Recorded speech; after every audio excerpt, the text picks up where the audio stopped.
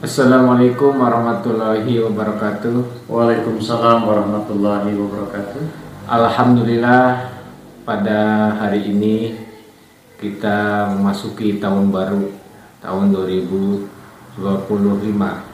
Mudah-mudahan ya Sitarah TV ya dimanapun Anda berada senantiasa diberikan kesehatan oleh Allah Ta'ala, dan harapan-harapan di tahun ini ya dimudahkan oleh Allah Subhanahu wa Ta'ala. Oleh karena itu, bagaimana ya Allah Ta'ala telah memberikan anugerah kenikmatan yang begitu besar kepada kita semua. Alhamdulillah, pada hari ini telah hadir bersama kita Bapak Maulana Ahmad Sanusi. Bagaimana kabarnya, Pak? Alhamdulillah, baik. Alhamdulillah. Insya Allah Ta'ala beberapa menit ke depan kita akan ngobrol santai bersama beliau, membahas berkenaan dengan apa itu nikmat, Pak ya. Silakan, Pak. Oke. Bismillahirrahmanirrahim. Assalamualaikum warahmatullahi wabarakatuh. Waalaikumsalam. Hadirin para pemirsa Sitarah TV yang dimuliakan Allah. Apa itu nikmat? Untuk menjawab pertanyaan ini, saya akan awali, Pak, dari hal yang sangat sederhana, bahwa nikmat itu bisa berkaitan dengan rasa, bisa berkaitan dengan pengalaman, dan juga bisa berkaitan dengan emosional, ya Pak ya. Misalnya yang berkaitan dengan rasa, terkait dengan makanan dan minuman yang dirasakan oleh lidah kita. Misalnya, aduh nikmat sekali makanan ini. Nah, berarti di situ nikmat bisa berarti juga sebagai lezat, ya, kelezatan. Kemudian yang berkaitan dengan pengalaman, misalnya ketika kita jalan-jalan ke suatu tempat, ya, melihat pemandangan panorama yang indah, kan di situ pengalaman kita merasa nikmat sekali, ya. Artinya di situ nikmat berarti pengalaman yang menyenangkan dan menghibur, kira-kira begitu. Nah, selanjutnya yang ketiga itu berkaitan dengan masalah emosional, bahwa nikmat itu bisa identik dengan kebahagiaan atau kesenangan. Nah, seperti itu, Pak. Jadi seperti yang Bapak tadi jelaskan, Pak ya, nikmat itu suatu anugerah dari Allah Subhanahu wa Ta'ala. Kemudian apa itu, Pak? Macam-macam nikmat. Oh, ya betul. Kita harus memahami dari pengertian ketiga macam tadi tentang nikmat yang dirasakan oleh kita. Misalnya tentang nikmatnya makanan, lezat, ya, yang dirasakan oleh panca indera kita bernama lidah. Berarti nikmat itu kaitannya dengan masalah jasmani, kan? Nah, sementara menyenangkan, menghibur, kebahagiaan atau kesenangan itu kan berkaitan dengan rohani kita.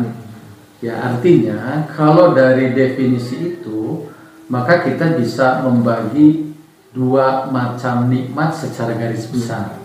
Yang pertama adalah nikmat yang berkaitan dengan jasmani, dan yang kedua adalah nikmat yang berkaitan dengan masalah rohani.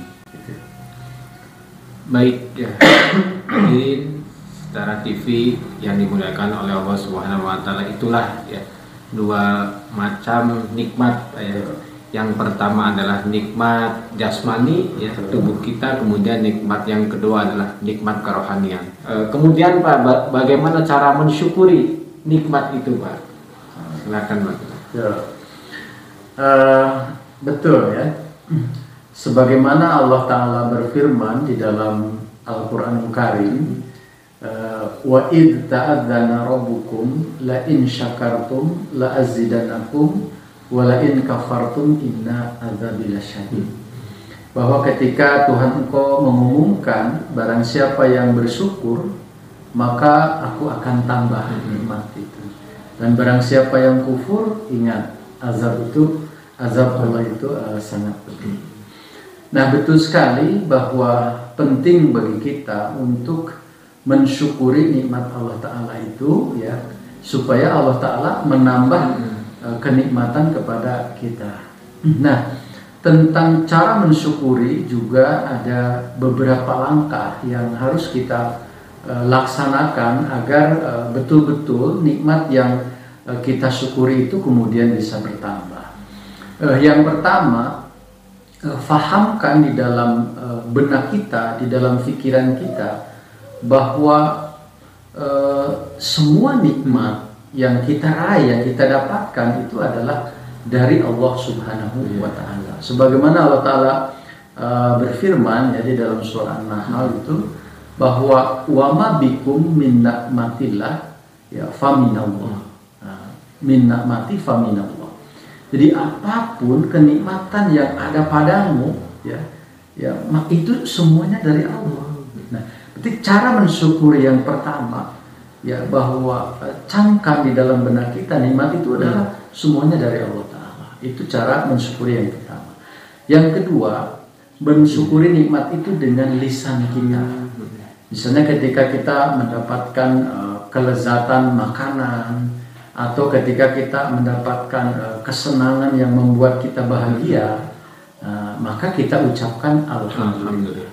Segala puji bagi Allah. Karena hanya Allah yang memiliki yang patut dipuji. Atas nikmat-nikmat yang Allah Ta'ala anugerahkan ya kita memujinya. Sama seperti kita mendapatkan sesuatu dari seseorang, maka kewajiban kita kan untuk berterima kasih. Nah, alhamdulillah ucapan itu adalah bentuk syukur secara lisan atas nikmat yang telah Allah Ta'ala berikan. Kemudian cara bersyukur yang ketiga adalah dengan cara menggunakan anugerah Allah Ta'ala itu di jalan yang benar. Dan misalnya nikmat Allah Ta'ala menganugerahkan mata, telinga, dan panca indera yang lain, ya kita manfaatkan untuk hal-hal kebaikan. Nah, itu cara mensyukuri nikmat Allah Subhanahu wa Ta'ala. Jadi memanfaatkan semua anugerah yang Allah Ta'ala berikan di jalan yang benar. Nah, selanjutnya untuk mensyukuri nikmat Allah Ta'ala, langkah yang keempat adalah bagaimana kita merawat semua nikmat-nikmat yang Allah Ta'ala berikan. Nah, kita merawat tubuh kita, membersihkan badan kita, membersihkan telinga kita, mengatur rambut kita dan sebagainya. Kan berarti kita merawat apa yang menjadi nikmat Allah Ta'ala yang dianugerahkan kepada kita. Sekira itu Pak cara bersyukur. Itulah pemirsa Satara TV yang dimuliakan oleh Allah Ta'ala, beberapa cara Pak ya, langkah-langkah ya kita untuk mensyukuri akan nikmat dari Allah Subhanahu wa Ta'ala. Itu ada 4 tadi Pak ya. Mudah-mudahan ya pemirsa bisa mengetahui lebih dalam lagi. Barusan kita telah membahas berkenaan dengan kenikmatan jasmani itu. Selanjutnya kita akan membahas berkenaan dengan kenikmatan kerohanian kita. Ada beberapa macam nikmat kerohanian. Barangkali untuk memudahkan pemahaman kita tentang nikmat-nikmat rohani yang dimaksud oleh Allah Subhanahu wa Ta'ala, kita berangkat dari keseharian kita. Tentu harus menjadi pertanyaan besar, kenapa umat Islam diwajibkan sholat bahkan sampai 5 kali sehari. Ternyata di dalam sholat itu ada satu doa yang Allah Ta'ala ajarkan sendiri ya, yaitu surah Al-Fatihah. Bahkan laisa sholata liman lam yaqra bi Fatihatil Kitab. Artinya tidak sah sholat seseorang kalau tidak membaca surah Al-Fatihah. Nah, di dalam surah Al-Fatihah itu ada satu doa yang diajarkan oleh Allah Ta'ala, ihdinas siratal mustaqim. Tunjukkanlah kami ke jalan yang lurus. Jalan yang seperti apa?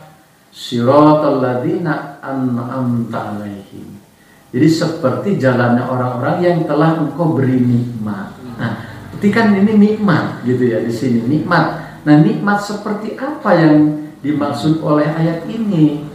Sebagaimana kaidah penafsiran dalam Al-Qur'an, Al-Qur'anu yufasiru ba'duhu ba'don, bahwa ayat yang satu menafsirkan ayat yang lain, maka penafsiran tentang nikmat an'amta alaihim ini ada di dalam surah An-Nisa ayat ke-69 atau ayat ke-70. Allah Ta'ala berfirman, wa may yuti'illaha war rasulah faulaika an'amallahu alaihim minan nabiyina wasidikina wasuhadai wasolihin. Jadi barang siapa yang taat kepada Allah dan Rasul ini, ya, Rasul ini itu Nabi Muhammad SAW. Di dalam ayat ini kan ada isim ma'rifah, ya, ar-rasulah. Ini tertuju secara pasti, ya, kepada junjungan yang mulia Rasulullah SAW. Kalau taat kepada Allah dan Rasul ini Nabi Muhammad, maka an'amallahu alaihim, Allah akan menganugerahkan nikmat kepada mereka, ya, berupa apa? Minan nabiyina, nabi-nabi, wasidikina, sidik-sidik, wasuhadai, orang-orang yang syahid, wasolihin, dan orang-orang soleh. Jadi 4 nikmat inilah yang diminta oleh umat Islam di dalam setiap sholatnya, yaitu nikmat yang berupa derajat kenabian, derajat orang-orang sidik, syuhada, dan orang-orang soleh. Jadi jelas sekali di dalam ayat ini bahwa nikmat yang dimintakan oleh kita sekalian di dalam sholat-sholat kita adalah nikmat-nikmat yang berupa rohani. Karena nikmat-nikmat yang bersifat jasmani dalam pandangan Allah Ta'ala kan dianggap kecil. Tapi nikmat-nikmat yang bersifat rohani kan tidak hanya dinikmati saat ini, bahkan dinikmati di yaumil akhirat nanti. Jadi untuk kenikmatan kerohanian itu ada 4, Pak, ya. Yang pertama adalah nikmat nabi-nabi, kemudian yang kedua adalah syahid, sidik, kemudian yang ketiga syahid, dan yang keempat adalah orang-orang soleh. Kemudian, Pak, ya, bagaimana cara, Pak, kita supaya bisa memperoleh kenikmatan kerohanian tadi itu, Pak? Saya menikmati sekali susunan kalimat yang Allah Ta'ala wahyukan di dalam Al-Quran, bahwa untuk memperoleh 4 nikmat tadi, itu kalimat pertama dan kedua itu menjelaskan kepada kita apa yang harus kita lakukan, yakni wa may yuti'illaha, barang siapa yang taat kepada Allah wa rasulah dan Nabi Muhammad SAW. Nah, jadi syarat untuk mendapatkan nikmat itu adalah, ya, taat kepada aturan-aturan Allah, perintah-perintah Allah, menjauhi larangan-larangan yang Allah Ta'ala sebutkan, ya. Kemudian juga taat kepada semua ajaran Rasulullah SAW. Jadi ketika terjadi ketaatan sempurna, dalam bahasa orang-orang sufi itu fana fillah dan fana fi Rasul, ya, kepada Nabi Muhammad SAW, maka nikmat-nikmat itu akan diraih.